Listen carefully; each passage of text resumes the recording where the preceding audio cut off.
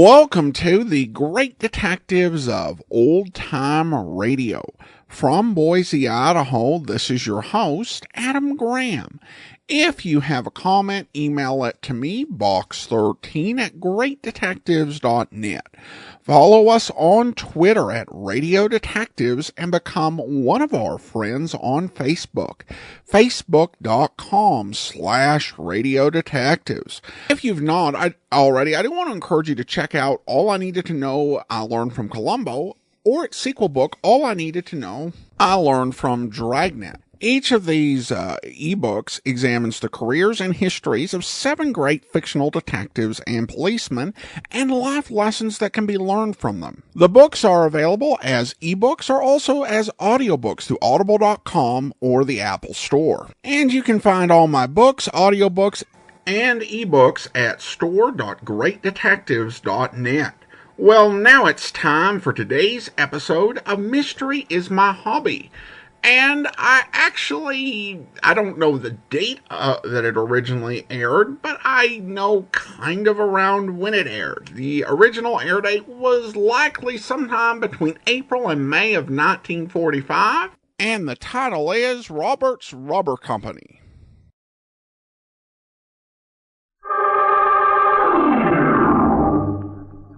Mystery is my hobby.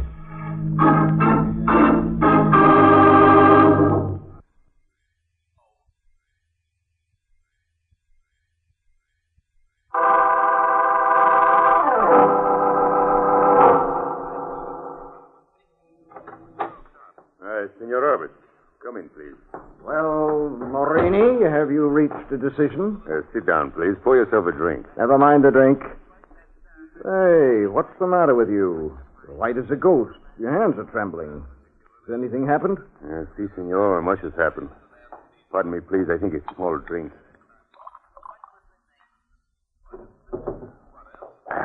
Such excellent wine. Like a breath from my native Estrieto. Your native Estrieto will have no breath at all unless you stop this shilly-shallying around. Where are the papers? Papers? Look, Morini, quit stalling. Tonight is your last chance. Either you give me the signed agreements or I... Or you will disgrace my country. You will arrange it so that my government is deprived of its seat at the conference, eh? Don't think I can't do it, Morini. I don't make idle threats. Of that I'm sure, Senor Roberts. For years you have kept my country of Estrieto under your thumb with threats. None of which were idle. Many of my people have died. Oh, look, Morini, don't start all that again. I've already told you that the Roberts Amalgamated Rubber Company has agreed to pay you 2 cents more a pound for your raw rubber. You realize what that'll mean to your people, Morini? I realize precisely what it will mean, Senor Roberts. It will mean that my people will be forced to continue living in virtual bondage. There will be no freedom of trade.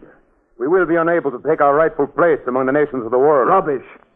This increase in the price of rubber means that the people of Estrieto will prosper. All of them. They'll enjoy a better way of life. They'll be able to buy many of the luxuries you... For how long, Senor Roberts, eh?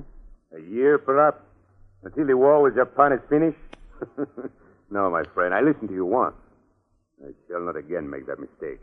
Are you telling me that you're not going to sign the agreement? That is exactly what I'm telling you, Senor Roberts. Morini, you're a fool. When your people know that Roberts Amalgamated Rubber has offered 2 more cents a pound... My people are already aware of your offer, Senor. What? Oh, so that's it. All this time I've been patiently waiting, you've been selling me down the river. Selling down the river? Another of your amusing American expressions, eh? No, please. I have no desire for an explanation. I'm quite content. Content? Huh. You don't look contented to me, Morini. You look half shot. Half shot? Explain that, please. Half shot. I don't like the word shot. With a gun, you mean, huh? Maybe that's an idea. Morini, has Seymour been here tonight? Seymour? Jim Seymour, president of the Standard Rubber Company. That is a question I do not care to answer.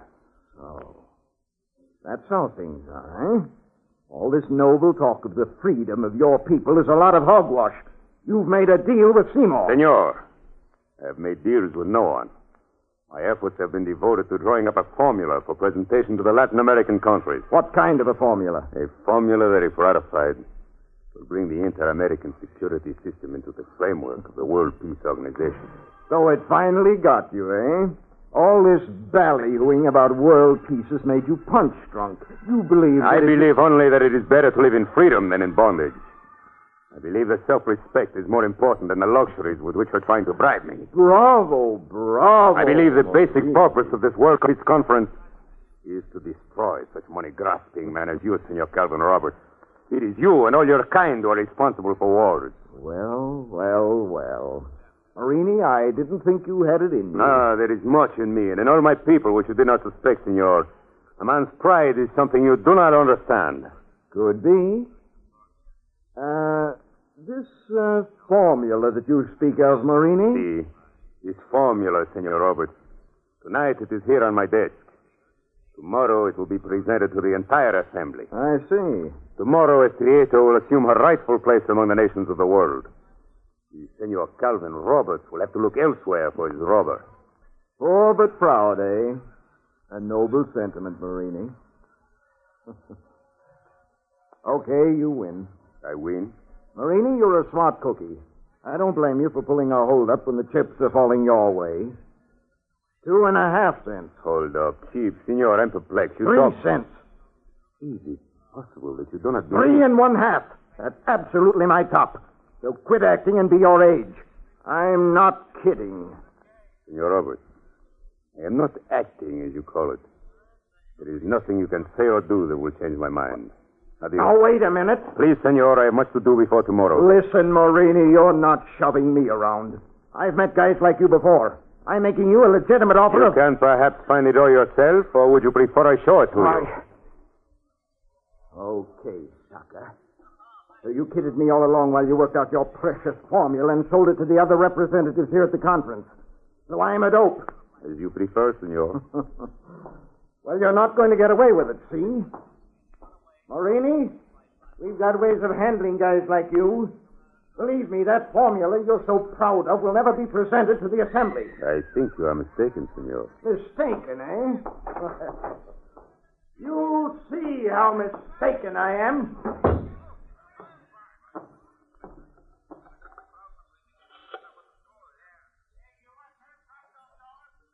Operator, connect me, please, with the police headquarters. Ah, my friend, you have the gun. I can see by the expression on your face that you think the gun in your hand will answer all the problems that confront us. Huh? No. There are others beside myself. The formula is... Oh! You cannot destroy. You cannot... No.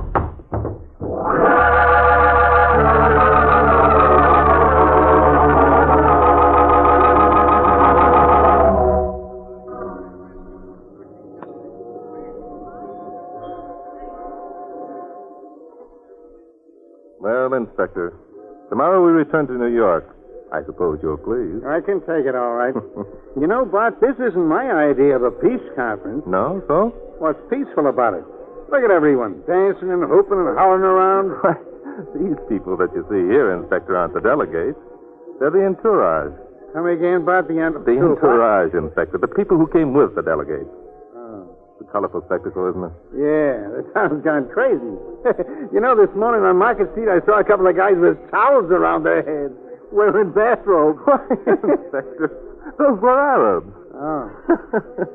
Yes, San Francisco's certainly given a gala welcome to the delegates. Hey. Hey, Bart, look at that pair over there with the tight-fitting breeches. Yes, Inspector, they're Indians. Indians? I thought Indians wore feathers. This is exciting, Inspector. We're lucky to be here. There probably won't be another gathering like this in our time. 50 nations are represented. Say. Huh? What's the matter? That striking-looking woman over there, the one near the palm tree. Now, look, Bart, never mind women. She's gorgeous. The way that white evening gown sets off her dark beauty. It defies description. A Latin American, I'd say. Well, don't say it too loud. She might hear you. Inspector, something's wrong. Huh?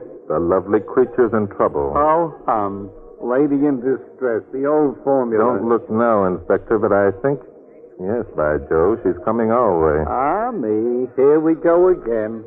Can't resist him, can you, Bart? Inspector, keep quiet. Here she is. Forgive me, please. You are Senor Barton Drake. Why, yes, but I'm sorry that I don't... You would not know me. Please do not get up. We must not attract attention. I will sit here if you do not mind. I'm delighted. Please forgive me for saying, but such beauty as yours could not help but attract attention. Ain't he the one, though? I am Carmelita Jacinto. I have... Oh, it's a pleasure to know you, Senorita Jacinto. The gentleman across the table is Inspector Noah Danton. How do you do? Yeah. Senor Drake, I am in trouble. Desperate trouble. I'll bet. What kind of trouble, Senorita? My cousin, Senor Alfredo Morini, Secretary of the Interior of our Republic of Estrieto, has been shot. Good heavens, where is he? No, please do not make a disturbance.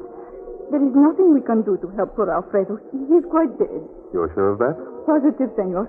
The bullet entered his head and passed through his brain. I see. You have, of course, notified the police. They never think of that when Drake's around. Oh, no, senor. The police must not know. That is why I came to you. I don't believe I quite understand you, I shall Senorita. explain. The conference must be kept unaware of Alfredo's death until tomorrow night. Oh, so? Alfredo prepared certain papers, a formula for bringing the Inter-American security system into the World Organization. I understood that Marini was working out some such plan. And all of the Latin American countries are depending upon the presentation of the formula at tomorrow's session. It means much to their future prosperity and happiness. Well, look, little lady, why can't someone else present the formula? Ah, senores, that is why I have come to you. The formula has disappeared. Well, now, think of that. Senorita, you think whoever murdered your cousin did so in order to obtain the formula? But Cousin Alfredo was not murdered. Oh. He committed suicide. Committed suicide? Why would he do that? What makes you so sure? The gun is still there in his hand as he slumps over his desk. In a minute, she's going to tell us about the powder You mark. will help me, yes? Now, look, Bart, we're supposed to be on that plane tomorrow. Please, Senor Drake. On you I depend so much. Well, since you put it that way, Senorita... Don't worry, Senorita. He will help.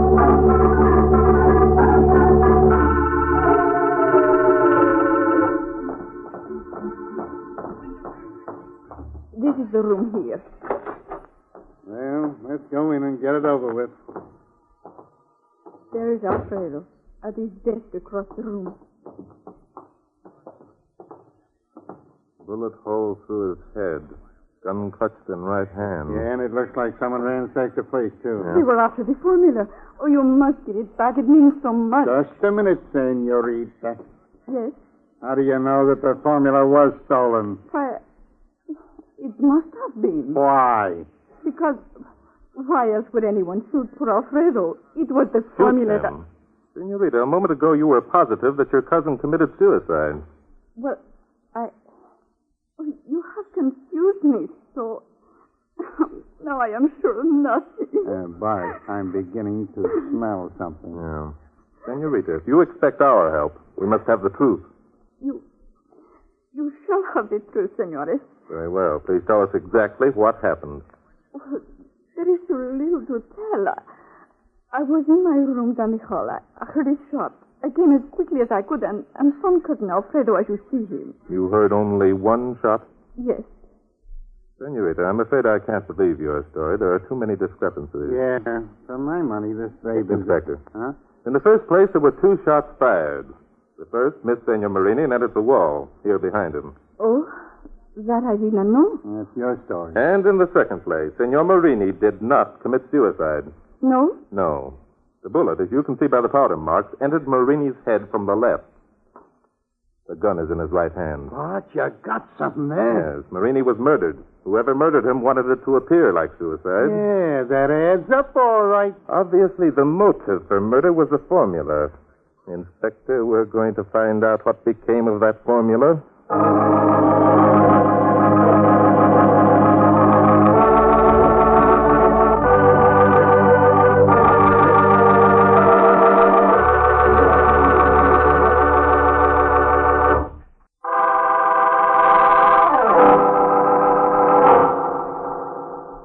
Well, Inspector, let's assemble our facts. For my dough, there's only one fact to be assembled, that Latin babe. No, Inspector. It would get us nowhere to have Senorita Jacinto arrested. Why not? You already I proved... proved nothing, Inspector. It's quite possible the Senorita did hear only one shot. Now, wait a minute. There were two shots fired. We proved that. Yes, but did we prove when they were fired? The bullet hole in the wall could have been there for a week. Yeah. Huh? We had no evidence that the Senorita shot her cousin and then placed the gun in his hand. Say, whose side are you on? Our chances of getting that formula back will be far greater if we arrest no one for the present. Finding the formula is the important thing, Inspector. Good idea. But who's got the formula? I think that one of 3 people has it, Inspector. Yeah? Mm-hmm. I've been making some inquiries during the past hour. There are 2 gentlemen to whom it would prove decidedly advantageous to have that formula never presented to the conference. Yeah? Who are they? Well, one's a man by the name of Calvin Roberts. The other's named James Seymour. Both are manufacturers of rubber goods. They've been buying their raw material from Estrieto. And naming their own terms, eh? Yes, unfortunately. The people of Estrieto have been able to benefit by rising prices in the world's rubber market. Sounds like a racket. It is a very profitable racket for Roberts and Seymour. Okay.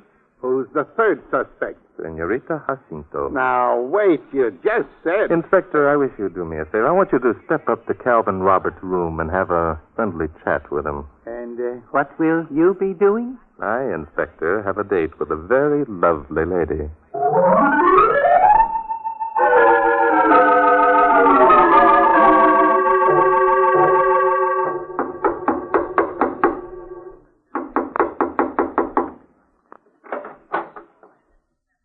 Yes? Oh. I beg your pardon. I'm looking for Mr. James Seymour. How nice. I'm Mrs. Seymour. Won't you come in? Thank you. My name is Barton Drake, Mrs. Seymour. I'm a private detective of sorts. A detective? How exciting. Please sit down. Well, No, here in the divan beside me. There. Now, tell me all about it. About what, Mrs. Seymour? Oh, about whatever it is that private detectives talk about when they call on prospects. Your husband isn't in, then? No. James flew to Chicago this morning. Frequently he leaves me alone. You're quite sure that your husband left for Chicago this morning, Mrs. Seymour? Of course. Oh, I see. There's no danger of his returning unexpectedly, Mr. Drake. You're quite safe. I'm afraid I've given the wrong impression, Mrs. Seymour. I really hope to find your husband in. Oh, how dull. I wanted to see him on a business matter. How dreadfully dull. However, perhaps you can help me? Really? Possibly you've heard your husband mention a certain Senor Marini with whom he had some business dealings? Oh, but of course, Alfredo. We've known him for years. Really? Oh, he's such a dear. But then all Latins intrigue me. They're so mysterious. Don't you think, Mr. Drake? Well, as a matter of fact, I haven't... Only last summer, James and I spent a month at Alfredo's hacienda in Bolivia. Oh, so. Oh, it was delightful. There was a broad veranda overlooking the sea. We ate all our meals there. The Latins do so like the out-of-doors, you know. Yes. Mr. Seymour, tell me, did your husband happen to mention that he had concluded a business transaction with Senor Marini before he left for Chicago? Business transaction? Yes. Yes, I believe he did. It had something to do with rubber. Yes, that was it, rubber. And Mr. Seymour was quite satisfied with the details of the transaction? But of course, otherwise James would not have left for Chicago. I see. Have you talked to Senor Marini since your husband's departure, Mrs. Seymour? Why, no, I haven't. Why? Nothing, except that the thing... I'm afraid that you seem to have another visitor. Oh, dear. Just when our little tete-a-tete was becoming interesting. Please don't disturb yourself, Mr. Drake. I'll get rid of whoever it is. Senora Seymour, I have come to ask... Oh, Senor Drake. Come in, my dear. You know Mr. Drake? not only do I know him, but I think also I know why he's here. Senorita, if you don't mind, But I do mind, senor. This I do not like. I have hired you to work for me, and I find you making love to this... Making love? Now, just a minute. Oh, I do think the poor dear's jealous. He's Latin. Be still, you. I don't blame you, my dear. That is, Senor Drake is attractive. In another moment or two, I Mrs. think. Seymour, before we carry this any further, there's something you should be told. Oh, how droll of you, Barton. Really, you don't have to explain.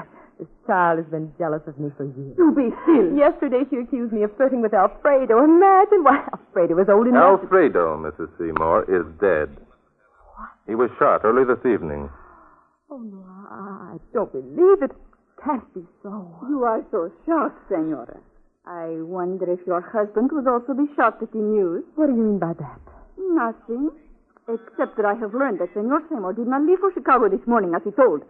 He did not leave until an hour after the death of Cousin Alfredo. Oh, that's ridiculous. I saw him off myself. That is one lie. Of this I am sure. Just a minute, Robert Noble. Keep away from me, Truth. I'm settling this thing right now. Which one of you is Barton Drake? The brunette. Very funny. Are you Drake? Yes, I'm Barton Drake. You must be Calvin Roberts. That's right, Calvin Roberts. Listen, Drake, call off your bloodhound here. Are you referring to Inspector Danton? Inspector? Who, him? Yeah, me. I tried to tell you, but you talk too much. Ha, you were always so loquacious, Calvin. Keep out of this, Ellen. What's this all about, anyhow? What's the police inspector want to question me about? You're sure you don't know? Of course I don't know. Senor Roberts knows very well.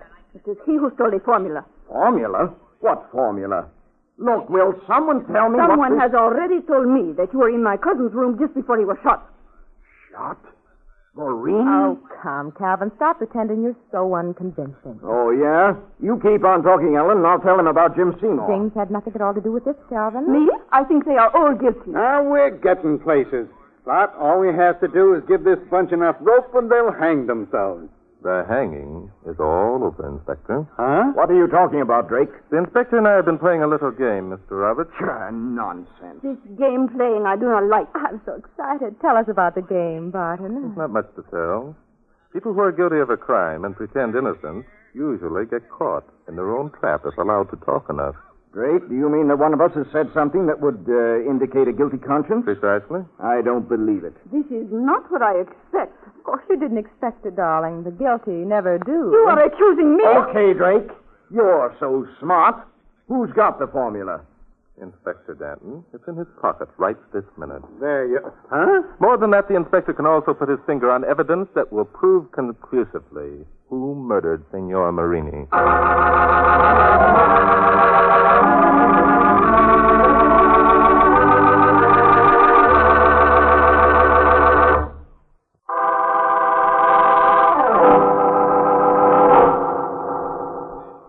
Well, maybe you know what you're doing, but I don't. What are we going to do? Sit here in our room and wait for the murderer to come along and give himself up? It amounts to that, Inspector. Look, let me in on the deal, will you? You said I had the formula in my pocket. Have you looked in your pocket? I looked in. Of course I haven't. Well, why don't you look? Are you telling me? All right. Just for a laugh, huh?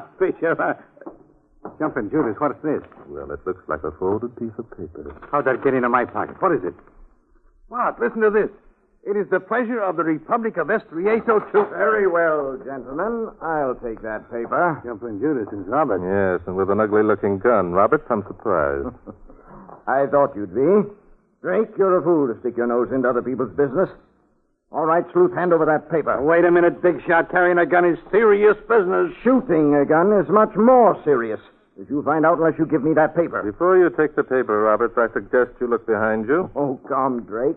Isn't that trick a little out of date? Out of date it might be, but still it works. Your gun. Drop it, please, senor. Well, if it isn't the little Latin beauty from Estrieto. My dear, you make a charming picture holding that pistol. It gleams like the angry lights in your eyes. You will drop the gun, senor, before my pistol spits like the mouth of a rattlesnake. All this pretty talk and nothing happening. Now, who's going to shoot who? Look out, Henry. I'll show you. Inspector, grab him.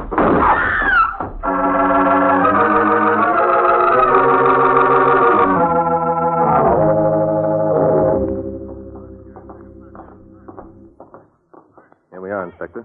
Get your gun out. We won't need a gun for this job. Why, Barton, back again so soon? Yes, and for a very good reason. All right, Mrs. Seymour, I'll take that formula. Formula? Inspector has it, you said. No, my dear. The paper that Inspector Danton found in his pocket, I placed there myself. Placed it there yourself? But I don't understand. I'm afraid you understand quite well, Mrs. Seymour. I'm surprised to find that you're still here. Oh, why shouldn't I be? Perhaps you hoped that either Carmelita or Roberts would kill us when they came looking for the formula, which they thought we possessed. This is ridiculous. You have no proof that I stole the formula. Not only have we proof that you stole the formula, we have proof that you murdered Senor Marini. I don't believe it. You're trying to trick me. Mrs. Seymour, you were the only one who knew that I was lying when I said the formula was in Inspector Danton's pocket. You knew it because you had it yourself. You see? It was a gag Bart and I dreamed up. We knew that the two people who didn't have the formula would come looking for it. You weren't one of them, so we... Of all the dirty tricks. Your husband, Mrs. Seymour, was picked up last night in his hotel in Chicago. It was smart of him to leave you to do the dirty work, but not very gallant. I understand. Okay, you win. There's nothing I can do but hand over the stolen goods. Now, that's smart, lady. I have the papers here in my purse. Inspector, she has a gun in that purse. You said I have Drake? Now get this, you two. You shot the gun right out of her hand. Will these dames never learn that guns are made for men?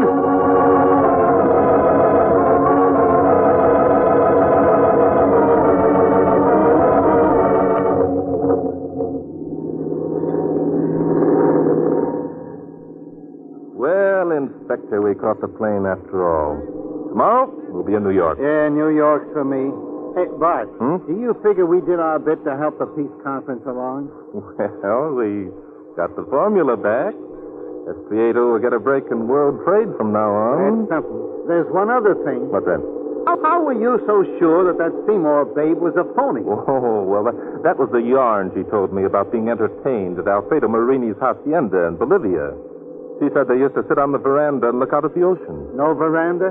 No ocean. Bolivia has no coastline, Inspector. But you have a hobby. Yes, mystery is my hobby.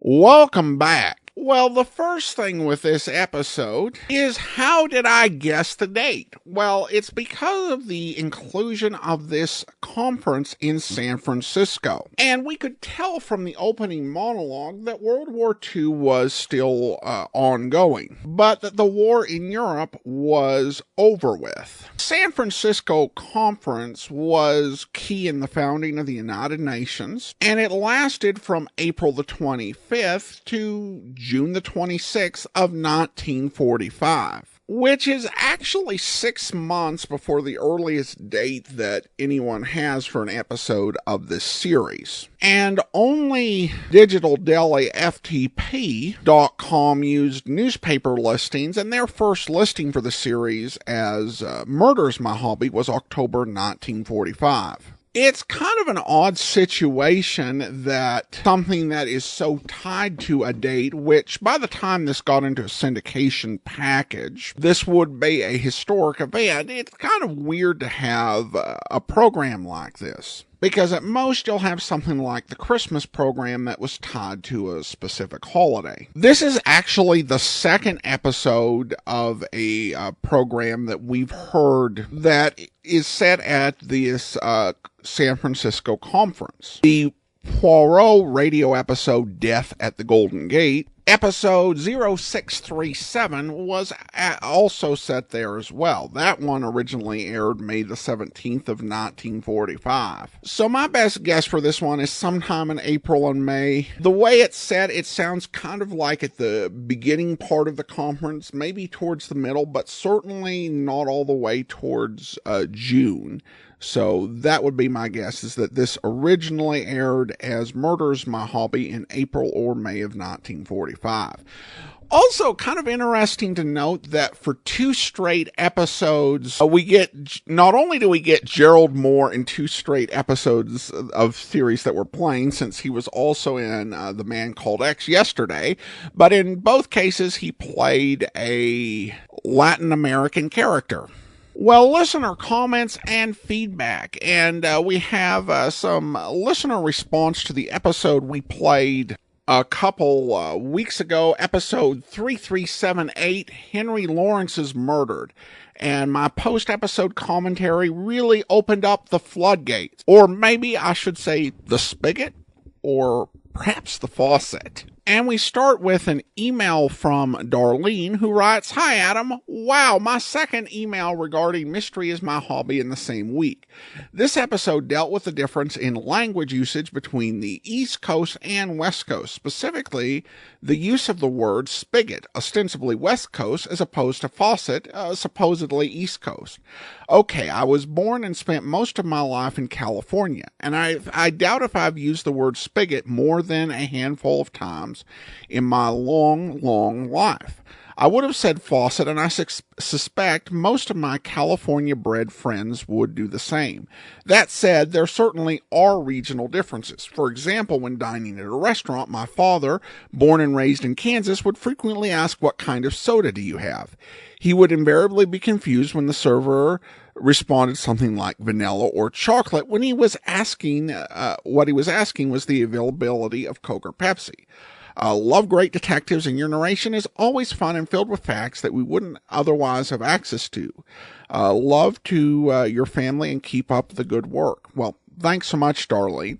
And your email did make me think of when I've heard Spigot out west, and that has been in reference to outdoor water sources. Where, we would go to the spigot, fill up a bucket, and indoor would always be the faucet. And I wonder if there was a period, particularly for people out west who, coming from pioneer days, referred to the indoor and outdoor as the same thing after there had been a transition to indoor plumbing. And that just kind of came into usage out west. And then over time, popular culture kind of changed things. Linda writes in and says, I'm glad you discussed the key way that Barton Drake knew who the murderer was, because I was quite surprised to hear how the murder was solved. I was born in the early 1950s and grew up in southeast Pennsylvania, less than 100 miles from the Atlantic Ocean, hardly a West Coast location. The thing that water came out of were called spigots, announced spigots, possibly because there was a Pennsylvania Dutch influence on how the words were pronounced. I'm not sure where the writer got his information, but I don't believe the information was correct. Anyway, thanks for your work. Well, thank you so much, Linda, for the Pennsylvania perspective. And then Bill says, hi, Adam, let me jump in on the great spigot debate. I'm an old fart born in the early 60s who grew up in Indiana, and we always called it a spigot. So Bart's statement that spigot was only used in the western United States falls flat in my opinion.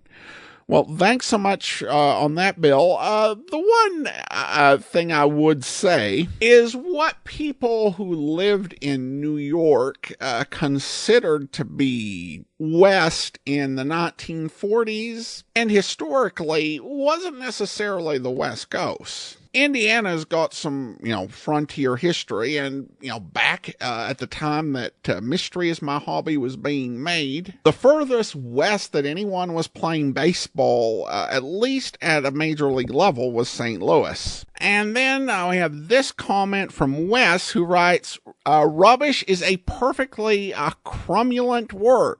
And I did actually had to look that up. That actually was a word that originated on a joke on The Simpsons, but has come into some usage. It means acceptable or fine. So thanks, Wes. Good to know. Always want to check on unfamiliar words, so then you find out if you need to mark the explicit rating on Apple. But no worries here. Thanks so much for the comment, Wes. And I also want to go ahead and thank our Patreon supporter of the day. Thank you to Chris, Patreon supporter since August 2019, currently supporting us at the Seamus level of $4 or more per month. Thank you so much for your support. And join us back here tomorrow for yours truly, Johnny Dollar. And then next Thursday, another episode of Mystery Is My Hobby. In the meantime, send your comments to box13@greatdetectives.net. Follow us on Twitter at Radio Detectives and become one of our friends on Facebook, facebook.com/Radio Detectives. From Boise, Idaho, this is your host, Adam Graham, signing off.